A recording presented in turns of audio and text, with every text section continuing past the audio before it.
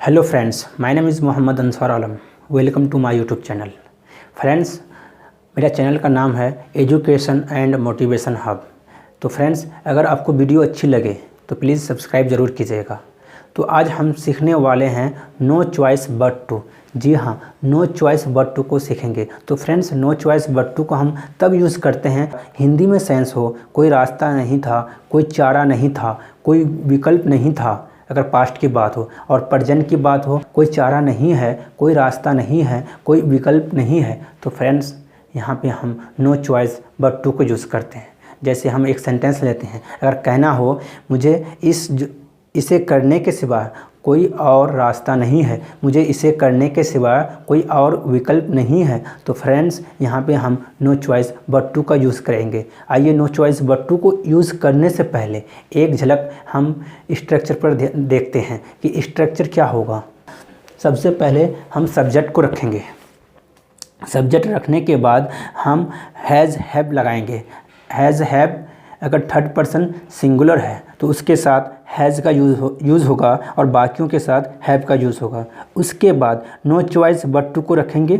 No choice but to को रखने के बाद वर्ब का फर्स्ट फॉर्म रहेगा, उनके बाद ऑब्जेक्ट को रखेंगे।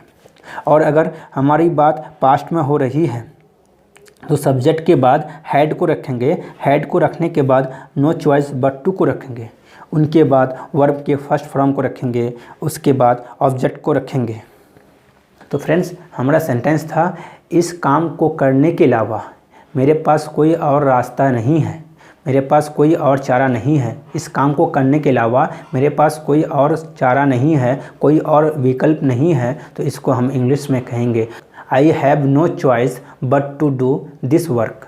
ओके फ्रेंड्स, अगर हमें कहना हो मुझे वहाँ से भागने के अलावा कोई और रास्ता नहीं था, यानी फ्रेंड्स कहने का मकसद ये है मुझे वहाँ से भागने के अलावा कोई और रास्ता नहीं था, तो इसको हम इंग्लिश में कहेंगे I had no choice but to run away from there. I had no choice but to run away from there. Okay friends, अगर कहना हो आपको मेरे पास रहने के अलावा कोई और चारा नहीं है, इसको हम इंग्लिश में कहेंगे you have no choice but to live with me. Okay friends, तो इस तरह से हम नो चॉइस बट टू को यूज़ करते हैं। आइए नो चॉइस बट टू को यूज़ करने के लिए कुछ सेंटेंसेस देखते हैं।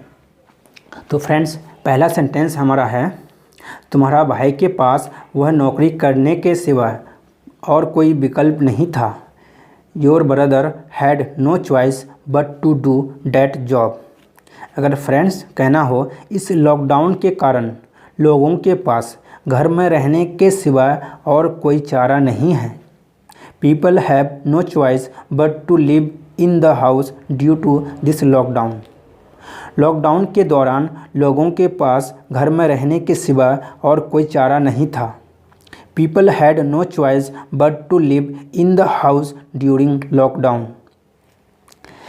तुम्हारे पास फ्लाइट से जाने के सिवा और कोई रास्ता नहीं है। You have no choice but to go by flight.